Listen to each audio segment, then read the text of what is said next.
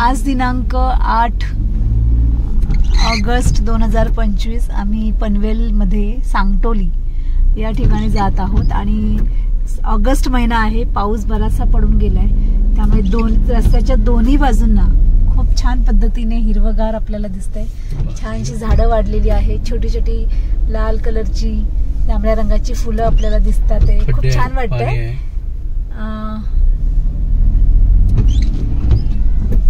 हिरवागार गालीच्या जसं काय अंथरलेलं आहे असं वाटतंय। ही बघा, ही फुलं लाल रंगाची छोटी छोटी रानटी फुलं खूप छान प्रकारे दिसायला लागलेली आहेत आणि रस्ता जरा थोडासा खडबडीत आहे म्हणा, पण ठीक आहे, काही हरकत नाही।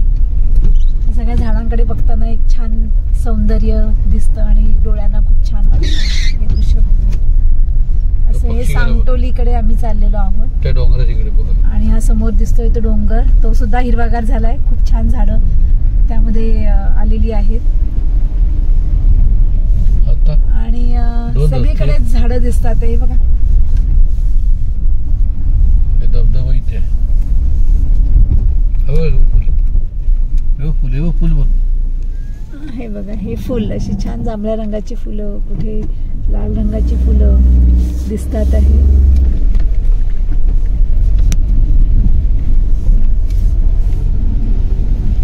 किती छान निसर्ग सौंदर्य आहे, निसर्गाच्या सानिध्यात आल्यानंतर खरंच खूप छान वाटतं, जो काही शीण आहे तो सगळा निघून जातो।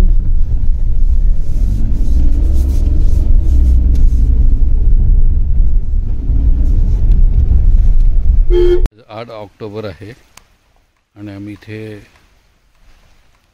खूप आतमध्ये पनवेलच्या आतमध्ये एक जनाधर्मा आधाराश्रम वृद्धाश्रम आहे, इथे आलो आहे आणि इथे थोडंसं गाद्या, भांडी, व्हीलचेअर असं काही सगळं डोनेट करायला आलो होतो आणि इथे आईला आणि सगळ्यांना आणलं आहे आणि खूप भरून आलं आहे।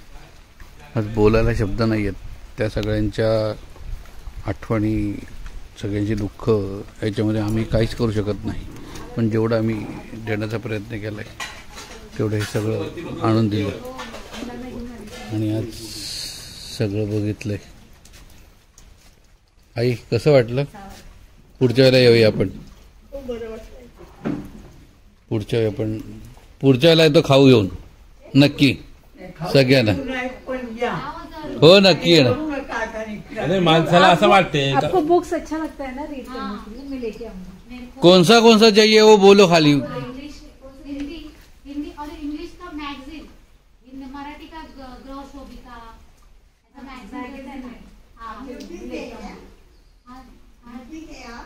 यूपी में इधर कर्नाटका। ओके, पुढच्या वेळेला येतो नक्की घेऊन, नक्की येणार नक्की।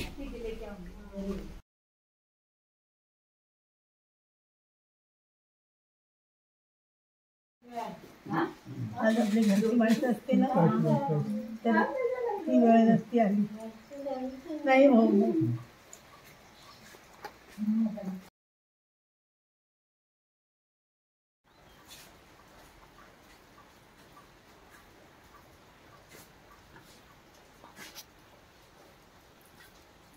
माझ्या पण 3 बहिणी आहेत, पण त्यांना कळवलं नाही। मी आहे समोर उधाणलेला पाऊस, निसर्ग आणि आम्ही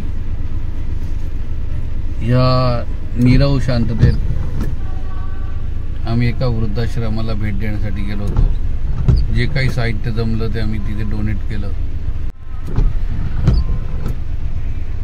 या वृद्धाश्रमामध्ये जे वृद्ध मंडळी आहेत त्यांच्याकडे बघून असं वाटलं की आपल्याला खरोखर काही ना काही मदत करण्याची गरज आहे